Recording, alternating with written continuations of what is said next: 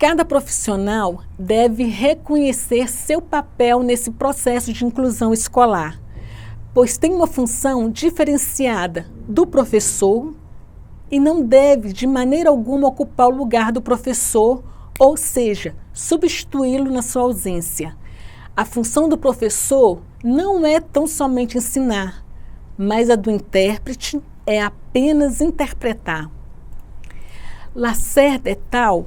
Afirmam que é necessário que haja uma mudança de postura por parte do professor, que também tem o dever como educador de auxiliar o intérprete da língua de sinais em suas práticas.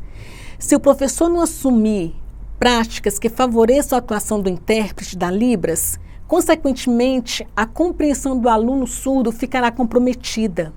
As aulas são elaboradas pelo professor e o intérprete pode opinar, sugerindo atividades ou trabalhos que possam facilitar a compreensão do assunto em questão para o aluno surdo. A parceria entre o professor e o intérprete promove o aumento do desempenho do aluno surdo. Se o professor tiver noções básicas de Libras, promoverá ainda mais o processo de inclusão.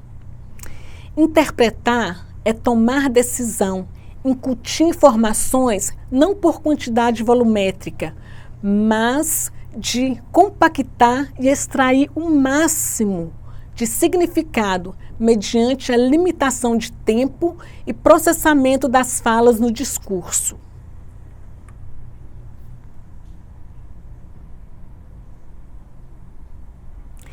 O Congresso Nacional decretou e sancionou a Lei 12.319, de 1º de setembro de 2010, que regulamenta a profissão do tradutor-intérprete da língua de sinais. Porém, não é regulamentado pelo Ministério do Trabalho, portanto, em tese, qualquer pessoa pode exercê-la.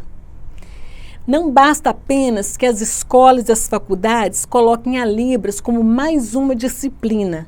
É necessário que haja adequação curricular eficaz e apoio para os profissionais da área.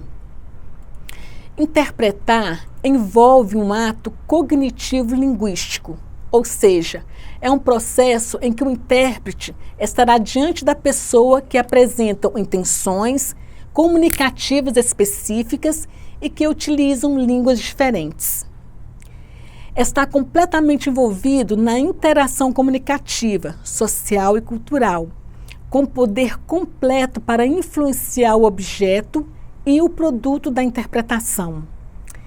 Processa a informação dada na língua-fonte e faz escolhas lexicais, estruturais, semânticas e pragmáticas na língua-alvo, que devem se aproximar o máximo possível da informação dada na língua-fonte.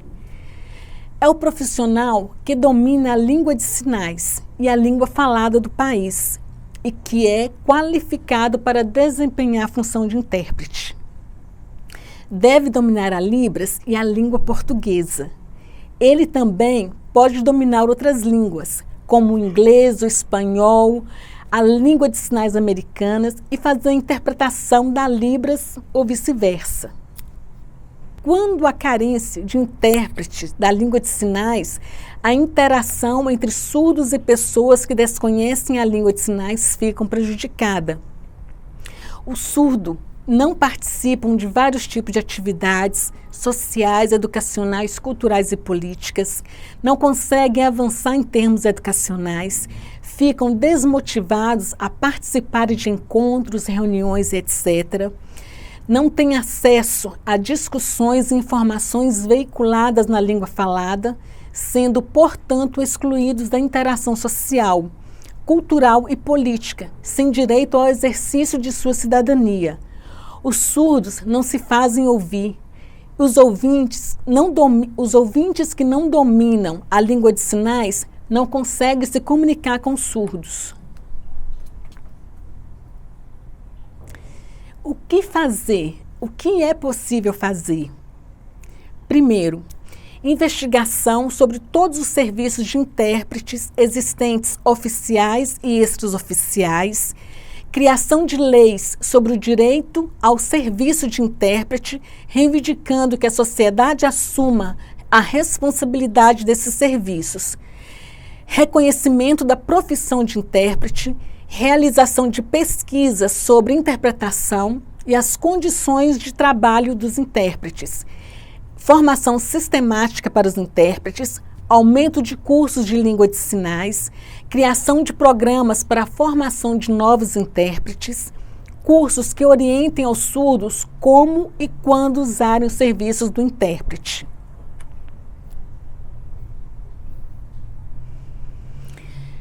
Agora nós vamos ver alguns mitos sobre o profissional intérprete. Professores de surdos são intérpretes de língua de sinais? Professores de surdos sejam necessariamente intérprete de língua de sinais. Na verdade, os professores são professores, intérpretes. As pessoas ouvintes que dominam a língua de sinais são intérpretes. Não é verdade que dominar a língua de sinais seja suficiente para a pessoa exercer a profissão de intérprete de língua de sinais. Os filhos de pais surdos são intérpretes de língua de sinais? Ser filho de pais surdos não é suficiente para garantir que o mesmo seja considerado intérprete de língua de sinais. Normalmente, os filhos de pais surdos só intermediam a relação entre os pais e as outras pessoas, mas desconhecem as técnicas, estratégias e processos de tradução e interpretação, pois não possuem qualificação para isso.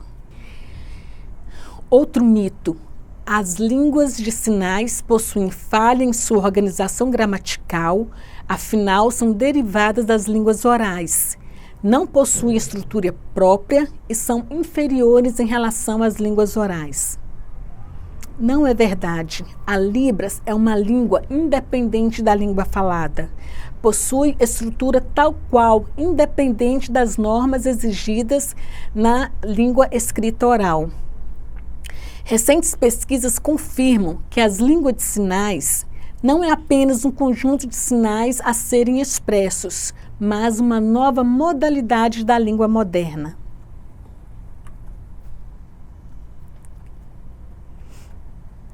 No capítulo 6, vamos estudar sobre o Código de Ética.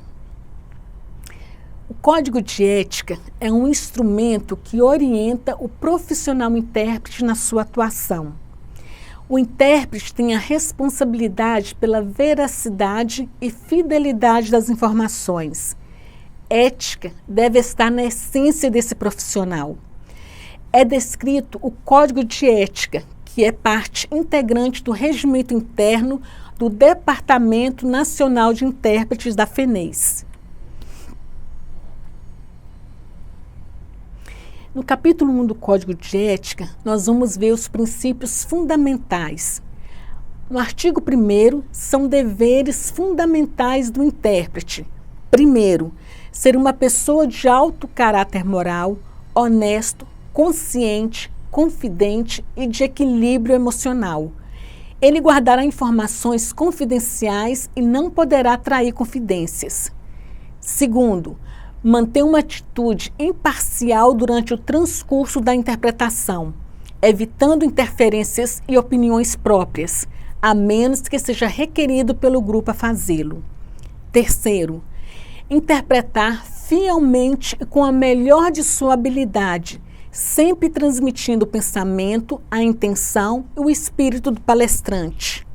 Quarto, reconhecer o seu próprio nível de competência e ser prudente em aceitar tarefas, procurando assistência de outros intérpretes e outros profissionais quando necessário, especialmente em palestras técnicas. Quinto, o intérprete deve adotar uma conduta adequada de se vestir, sem adereços, mantendo a dignidade da profissão e não chamar atenção indevida sobre si, durante o exercício da função.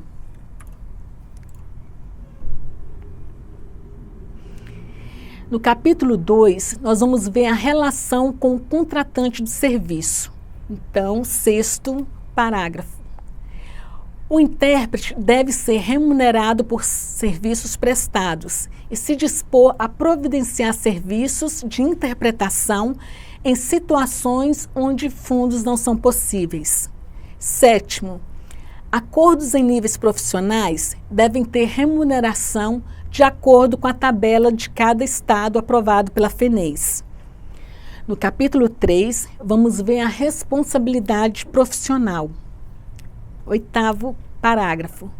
O intérprete jamais deve encorajar pessoas surdas a buscarem decisões legais ou outras em seu favor. Nono, o intérprete deve considerar os diversos níveis da língua brasileira de sinais, bem como da língua portuguesa. Décimo, em casos legais, o intérprete deve informar a autoridade qual o nível de comunicação da pessoa envolvida, informando que a interpretação literal não é possível e o intérprete, então, terá que parafrasear de modo claro o que está sendo dito à pessoa surda e o que ela está dizendo à autoridade. 11º, o intérprete deve procurar manter a dignidade, o respeito e a pureza das línguas envolvidas. Ele também deve estar pronto para aprender e aceitar novos sinais, se isso for necessário para o seu entendimento. 12º, o intérprete deve esforçar-se para reconhecer os vários tipos de assistência ao surdo e fazer o melhor para atender às suas necessidades particulares.